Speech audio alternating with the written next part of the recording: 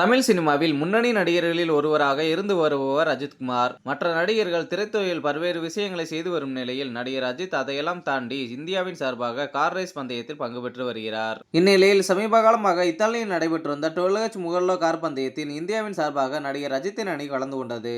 நேற்று மார்ச் 23ஆம் தேதியில் விறுவிறுப்பாக நடந்து வந்த கார் ரேஸில் நடிகர் அஜித்குமாரின் அணி 3வது இடத்தை பிடித்துள்ளது.